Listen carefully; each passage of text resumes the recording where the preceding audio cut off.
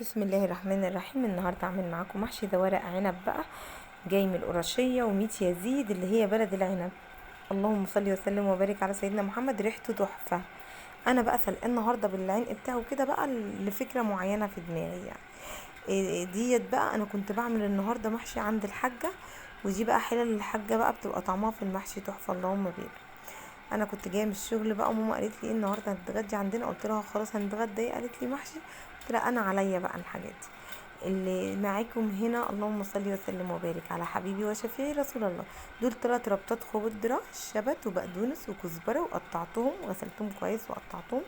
وتحت هنا التسبيكه عامله حوالي كيلو ونص طماطم، عليه معلقتين صلصه، بصلايه كبيره قوي وقلتها يا دوبك تصفر كده، وتروحي حاطه عليها الصلصه تتسبك. وبعدين تحطيها بعد ما تتسبك كده الخضره زي ما وريتك، وحطيناها ايه على الرز. حطينا شطه، فلفل اسود، ملح، كمون، بابريكا، وورقه لوري، وتقلبيه كويس جدا. هو كده على النار معايا، بقلبه كويس جدا، بديله تشويحه كده لمده دقيقتين 3 معايا، مش اكتر من كده.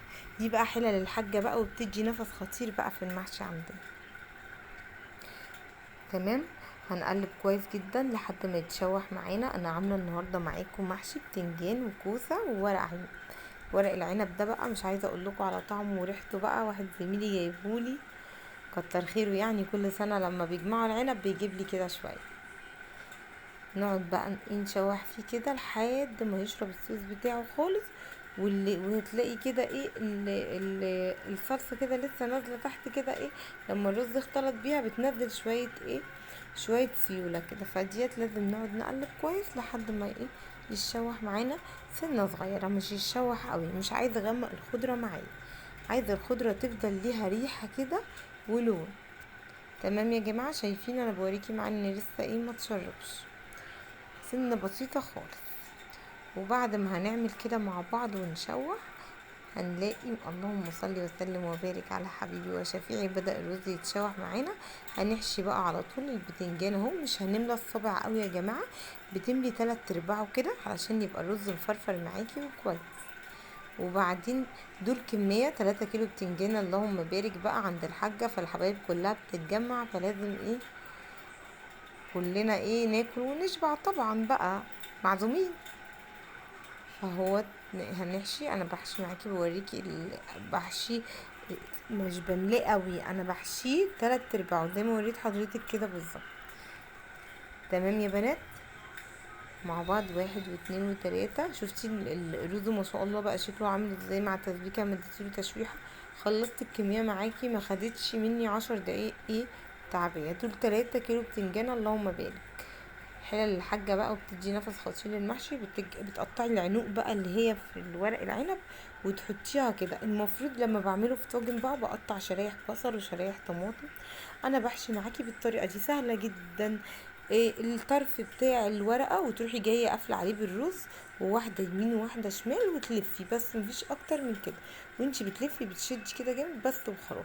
وبتعملي لفة دائرية بيخلي معاكي المحشي تحفه. اللفه الدائريه دي بتخلي المحشي مستوي جدا ومفرفر وما يعجنش معاكي، وجميل جدا. احسن ما بتعمليه فوق بعض مستطيلات كده لا جربتها ما عجبتنيش بصراحه.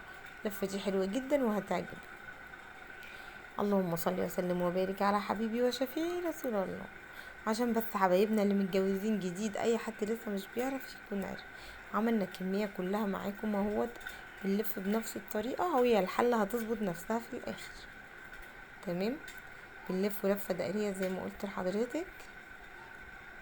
يا رب تكون عجبتكم الطريقة، سهل جدا المحشي يا جماعة. 3 انواع الخضرة المختلفة، شبت، كزبرة، بقدونس، وبتغسليهم كويس وتقطعيهم. والتسبيكة معانا بصلاية كبيرة، كيلو ونص طماطم على الكمية اللي انا عاملاها ديت، لان انا عاملة كيلو كوسة ونص ورق عنب و3 كيلو بتنجان. دي الفرخة بتاعتنا الحلوة بقى المقلبظة دي، هنشرب منها الايه المحشي. لازم طبعا مرقة تكون حلوة. الفراخ دي انا بتبلها قبلها بساعة كده ولا حاجة، وممكن تتبليها قبلها بيوم. ببشر بصلاية وطماطماية وملح وفلفل وورق لورش، بس مش اكتر من كده. هنسقي المحشي كويس جدا. على فكرة المحشي لما بتسقيه ويتبقى منه شوية صوص تحت بيدي طعم تحفة، مش بيعجنه ولا اي حاجة. البتنجان زودي الشوربه فيه بقى، بيخلي الصوص فظيع في الاخر كده، اخر الحله كده. لو حد بيحبه زي ما انا بحبه كده، بحب اكله جدا. الصوص اللي بينزل تحت دوت من البتنجان مع الرز فظيع.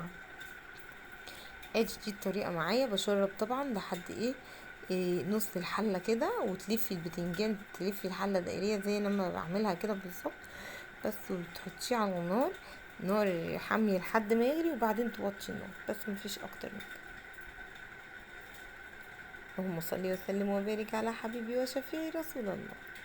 وادي معاكم اهوت بعد ما خلص ما شاء الله. ده بتنجان فلاحي الازرق ابيض، ده بتنجان فلاحي كوسه تستاهل بقك، وشويه ورق عنب عسل.